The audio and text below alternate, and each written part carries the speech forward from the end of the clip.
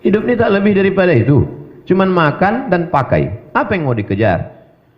Falaula nafara min kulli firqatin minhum. Oh, jadi Ustadz tidak didapat ongkos, tidak dapat beasiswa itu Ustadz marah? Enggak. Saya tak marah. Saya husnuzon. Mungkin mereka tidak kasih saya karena mereka anggap saya kaya. Nama saya kan Abdul Somad Batubara. Semua batubara di Kalimantan Timur ini saya yang punya.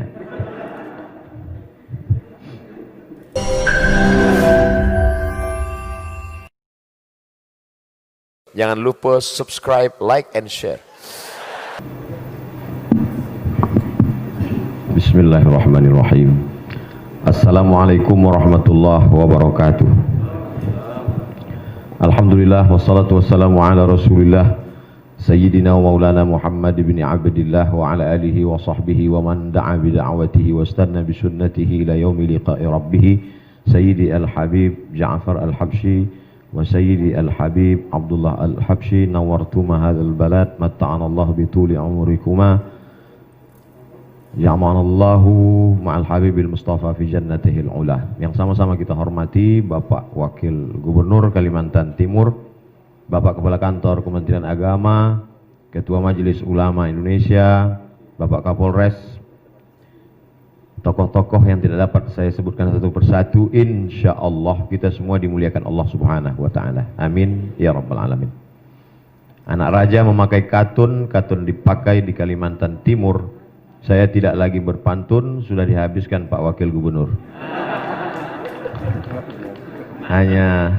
Hanya sekedar menjawab pantun saja.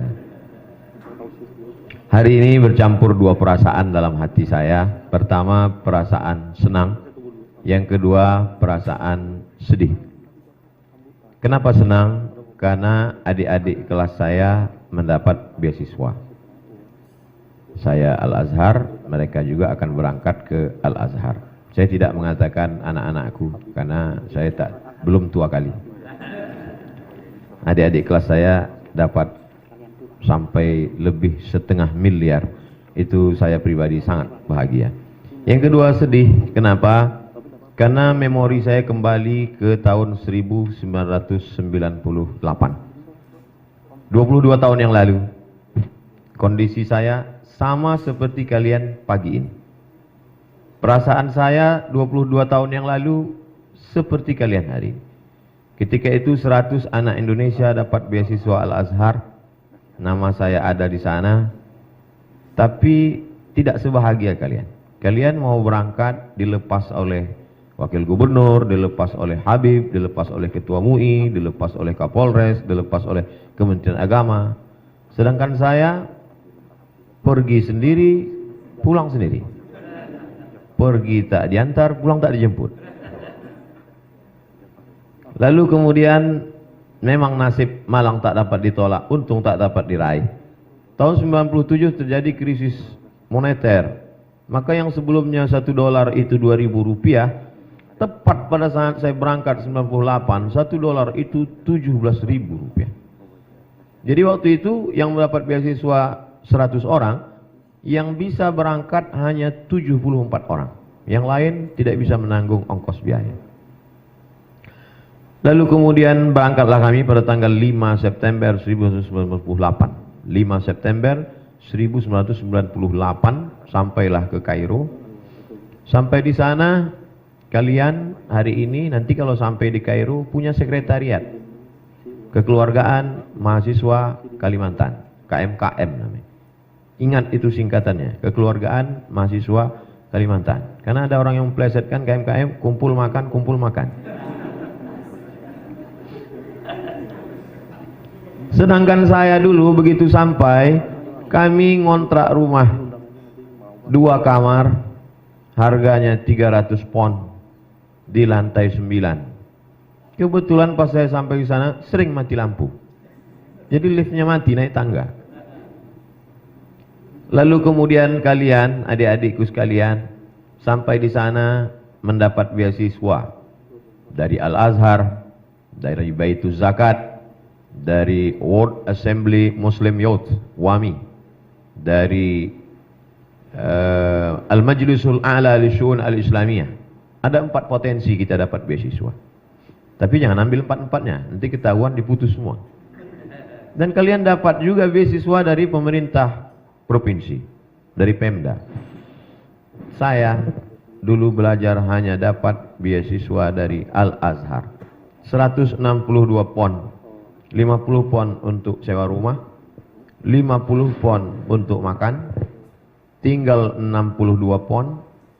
Disitulah semua ongkos taksi, ongkos bis, beli diktat dan lain sebagainya. Saya ceritakan ini supaya kita ada perbandingan.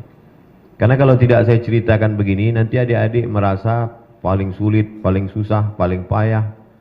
Khawatir saya nanti kalian pergi ke tepi sungai Nil. Jadi ini yamsaskum qarhun faqad massal qauma qarhum mithluh. Kalian luar biasa, berangkat dilepas, ada bantu biaya tiket, sampai di sana ada sekretariat, sampai di sana ada bantuan beasiswa. Nanti setelah pulang pula diperhatikan. Perhatian pemerintah luar biasa kalian. Saya pulang karena mungkin ya itu tadi, karena dari awal itu akhirnya saya pulang, saya melamar di tempat banyak lamaran. Salah satu lamaran itu menerima saya. Datanglah surat ke rumah dari College University Perguruan Agama, namanya KUPUS, College University Perguruan Agama, KUPUS, B ujungnya KUPUS, College University Perguruan Agama Brunei Darussalam. Saya diterima kontrak 2 tahun. Saya sampaikan ke almarhumah ibu saya, "Mak, aku dapat kontrak jadi dosen 2 tahun di Brunei Darussalam. Aku pergi atau tetap di kampung?" Kata dia, "Sejauh manapun kau pergi, sebanyak manapun duit yang kau dapat, hidup ini cuma 2, makan, pakai. Tak lebih dari 2. Apa yang kau kejar? Baguslah tetap di kampung ini, kau mendidik umat." Jadi maksud saya, adik-adik yang sudah dilepas, dibiayai, ada sekretariat, disediakan beasiswa, jangan nanti baliknya ke kampung orang lain. Andai saya pergi ke kampung orang lain, nggak salah, karena memang saya nggak dibiayai. Tapi kalau sampai kalian pergi ke kampung orang lain, dosanya 2 kali lipat. Satu provinsi menyumpah kalian. Nanti pulang, sebesar apapun tawaran di tempat lain, ingatlah cakap saya ini. Nanti kalian pulang akan menjadi doktor pakar tafsir, doktor pakar hadis, doktor usul fikih. Tawaran-tawaran berdatangan. Ingat dulu waktu almarhum Abdul Somad melepas kami. Mestinya kalian sedih, jangan ketawa. Kalian ingat bahwa hidup ini yang dicari. Apapun jabatan, sekaya apapun kalian, mau jadi dosen internasional, hidup ini cuma 2, makan, pakai. Dan setebal-tebalnya makanan, sebanyak-banyaknya makanan, paling nambuh 2-3 kali. Kalau ada orang tambah makan sampai 4 kali, itu ususnya bocor. Setebal-tebalnya pakaian, pakaian sunnah paling 3 lapis. Di dalam itu jubbah, di luar itu burdah, di atas itu imamah. Itulah pakaian dipakai Habib, sunnah. Di dalam jubbah, dibalut dengan burdah, di tengkuk rida, di atas imamah. Kalau sampai lebih daripada itu bukan ulama, demam. Hidup ini tak lebih daripada itu, cuman makan dan pakai. Apa yang mau dikejar? Falaula nafara min kulli firqatin minhum. Oh, jadi Ustadz tidak didapat ongkos, tidak dapat beasiswa itu Ustadz marah? Enggak, saya tak marah, saya husnuzon. Mungkin mereka tidak kasih saya karena mereka anggap saya kaya. Nama saya kan Abdul Somad Batubara. Semua batubara di Kalimantan Timur ini saya yang punya. Andailah mereka kasih dulu saya beasiswa, mungkin saya nggak jadi selesai kuliah, karena saya sibuk pacaran di Kairo. Duit banyak kan? 4 tahun saya di Mesir, nggak pernah pacaran. Kenapa? Karena perempuan nggak mau sama orang nggak punya duit. Saya lebih serius belajar. Saya selesaikan, masuk saya ke Al-Azhar bulan September 98. Bulan Juli 2002 saya sudah selesai kuliah, finish, nilai turun Agustus. Jadi saya selesaikan S1 saya 3 tahun 10 bulan. Selesai. Jadi saya tak mau nanti adik-adik udah berapa tahun di Mesir? Cepat selesai. Kalau sanggup Al-Azhar terus. Saya tak sanggup di Al-Azhar. Maka saya pergi ke Maroko, setelah itu saya ke Sudan. Tapi kemudian ada orientasi, ada cita-cita. Kata orang yang tidak bertuhan, gantungkan cita-citamu, alam akan membantu. Karena mereka tak percaya kepada Tuhan. Kata dia, alam akan membantu. Orang ateis itu. Tapi kita sebagai orang beriman, gantungkan harapanmu, Allah akan menolong. Maka dari sekarang, saya kemarin dapat kiriman foto kamar saya dari kawan saya. Gambar saya sedang nyetrika di kamar saya waktu di Kairo. Di dinding itu ada tertulis pintu Meknes. Meknes salah satu kota di Maroko. Ternyata waktu saya S1, saya sudah mau punya cita-cita mau ke Maroko. Tembakan saya waktu itu 2. Kalau tidak ke Maroko, ke Sudan. Saya tidak memaksa adik-adik mau ikut seperti saya. Karena kawan-kawan saya juga macam-macam. Ada namanya Ustadz Reza, S1 Al-Azhar, S2-nya ke Jerman, S3 Australia. Silakan, Timur dan Barat. Nanti saya kalau belajar di Barat itu jadi sekuler. Enggak, kawan-kawan saya belajar di Barat, pulang malah lebih Islami daripada sahabat-sahabat yang belajar di Timur Tengah. Saya kaget, saya terkejut. Kenapa kalian pulang lebih militan, lebih istiqomah? Karena kami ketemu betul dengan yang kafir-kafir itu. Satu kos-kosan kami dengan orang ateis, katanya. Oh, ternyata sebetulnya yang kita baca di Kalimantan Timur dengan yang kita baca di sana itu apa sih bedanya? Sama aja. Quran yang ada di sini, Quran itu juga yang ada di Kairo. Sahih Bukhari, Sahih Muslim, Sunan Abi Daud, Sunan Nasai, Sunan Tirmidzi, Sunan Ibnu Majah, Muwatta Malik, Musnad Ahmad bin Hanbal, Sunan Ad-Darimi, Musnad Ibnu Abi Syaibah, semuanya sama. Lalu sebenarnya kita ke Mesir itu untuk apa? Belajar hidup. Di sana adik-adik nanti akan ketemu semua orang. Ihbitu Misra, fa inna lakum ma sa'altum. Di sana kalian akan ketemu dari mulai Musa sampai Fir'aun. Saya sarankan ke adik-adik nanti memang temui betul Fir'aun itu di sana. Tempatnya di samping Sungai Nil. Gedung tempat tinggal dia, dindingnya warna batu bata. Namanya Tahrir Square. Masuklah ke dalam. Walaupun dia sudah mati, tempatnya tetap di atas. Saya sampai ke sana, masuk saya ke tempat Fir'aun, bergetar jantung saya pas mau masuk. Tiketnya mahal.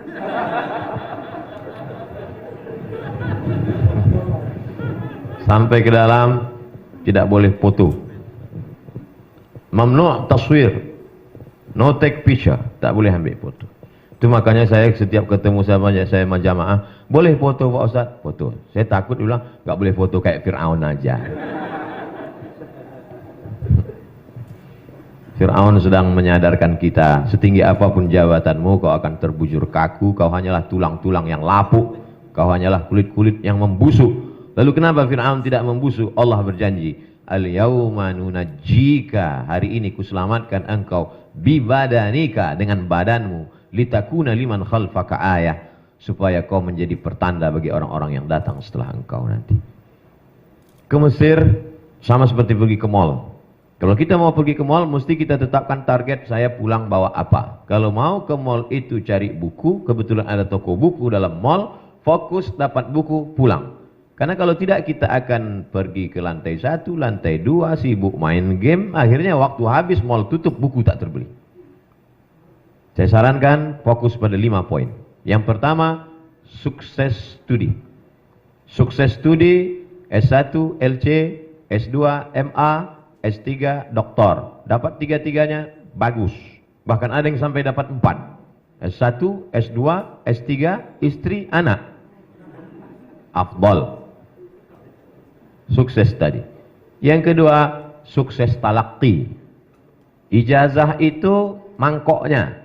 Talaqi itu isinya. Masyarakat Kalimantan Timur menunggu ledakan bom atom yang akan pulang. Akan pulang alumni Al-Azhar, LC, MA, doktor. Mereka menunggu hafalan Qur'anmu. Mereka menunggu bacaan kitabmu. Mereka menunggu kau menggelegar. Tiba-tiba kau disuruh maju jadi imam ke depan. Mereka sudah menunggu ayat apa yang kau baca. Tiba-tiba, ghairil maghdubi alaihim waladdallin. Amin. Inna a'tai. Kata dia. Hebat lagi imam kecamatan kami, kata dia. Sukses talaqi. Kalau di sini kau sudah talaqi baca Quran qiraat Hafs an Asim, talaqi qiraat Warsh, talaqi qiraat Qumbul, talaqi qiraat Ibnu Katsir, banyak qiraat. Selama ini baca hadis hanya dari buku, namanya wijadah. Maka mulailah engkau pakai sama, simak, mendengar langsung. Sampai kau bisa meriwayatkannya haddatsana wa akhbarana wa amba'ana. Qala al-Imam Syafi'i, Imam Syafi'i berkata, "Ila qara'a 'alaika faqul haddatsana wa idza qara'ta 'alaihi faqul akhbarana."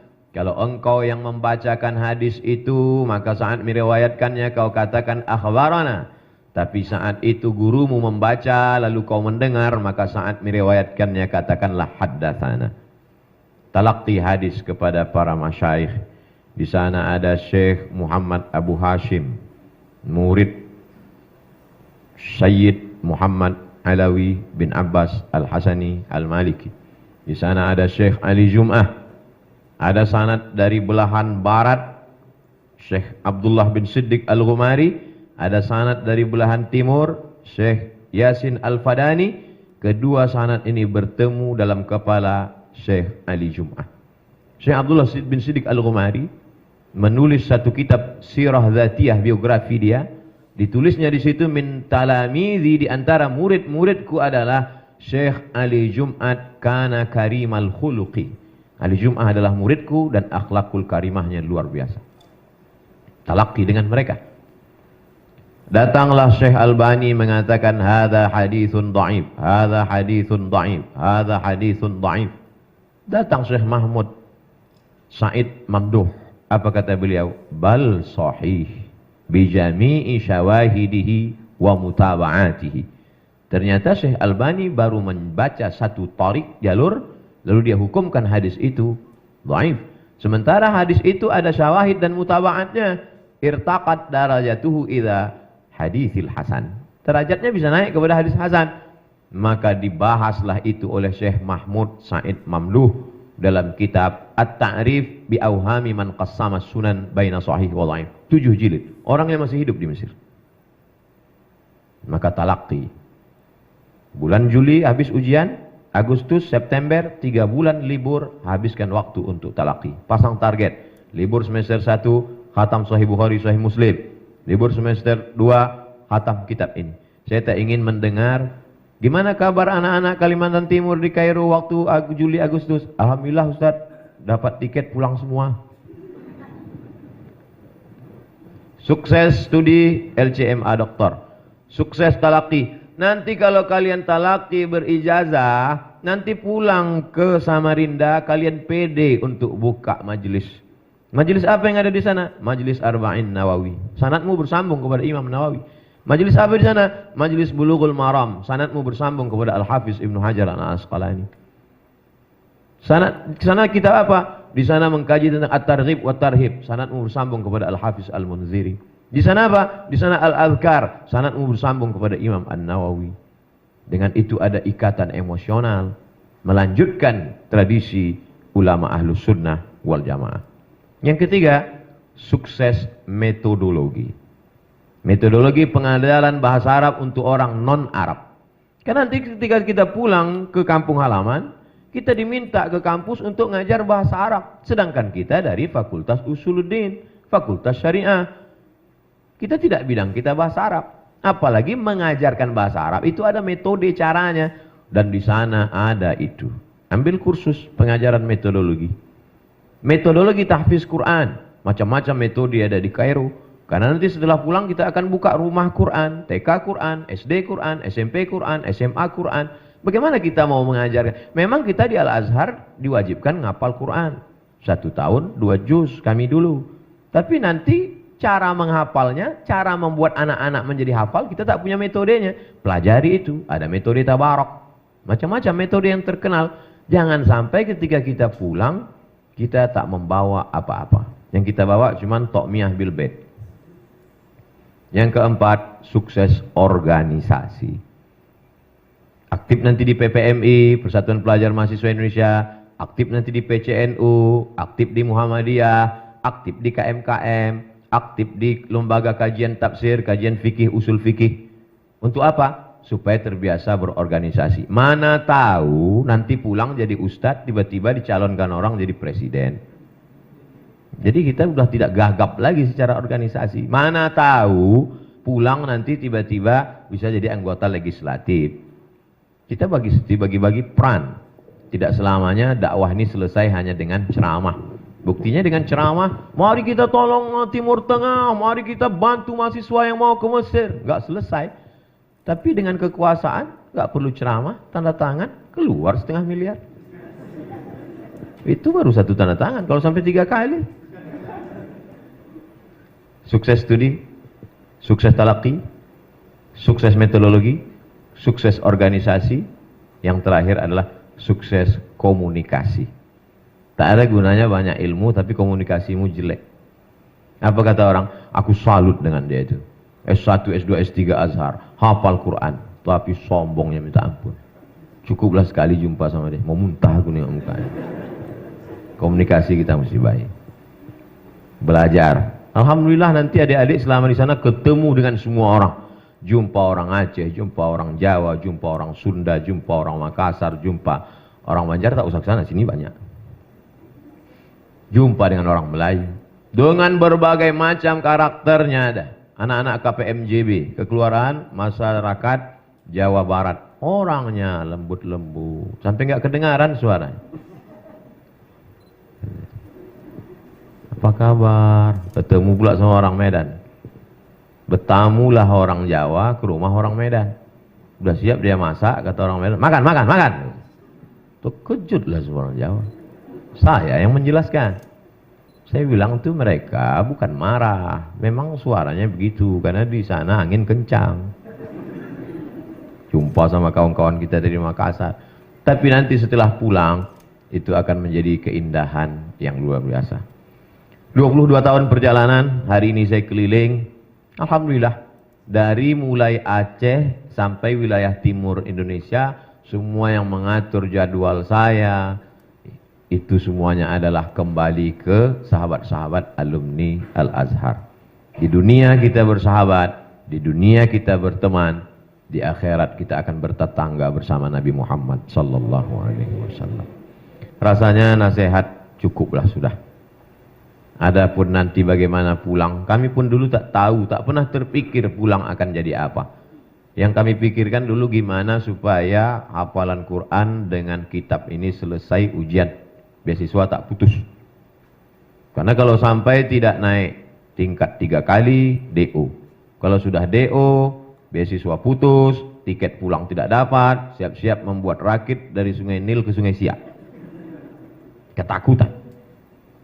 Tak pernah terpikir. Pernah tak Ustaz dulu terpikir akan menjadi penceramah, pergi ke sana kemari? Enggak. Pikiran saya dulu simpel aja. Pulang ke kampung, cari tanah, buka kolam ikan, tanam berkebun, buat pengajian, ngajar ngaji, itu simpel saja. Tak pernah terpikir macam-macam. Iyam saskallahu bidurrin, fala kashifalahu iyah. Wa iyuridka bi khairin, fala radda li fadlih. Yusibu bihi man yasha. Balikkan kepada Allah Subhanahu wa taala. Setelah kita berusaha, bantuan stimulan beasiswa Kaltim dan bantuan biaya transport 550 miliar. Kok Ustaz ingat? Itu saya baca. Ada lomba debat seluruh orang-orang di dunia ini. Diadakan Qatar debat di Qatar, Doha. Tiba-tiba yang juara debat itu bukan orang Mesir. Yang juara debat itu orang dari Kalimantan Timur. Artinya apa? Prestasi. Jadi kalian cetaklah karena prestasinya, maka negeri ini akan, saya yakin dan percaya, Indonesia akan tetap menjadi baldatun thayyibatun wa rabbun ghafur. Saya kira itu yang dapat saya sampaikan. Terima kasih atas segala perhatian. Mohon maaf atas segala kesilapan dan kekhilafan.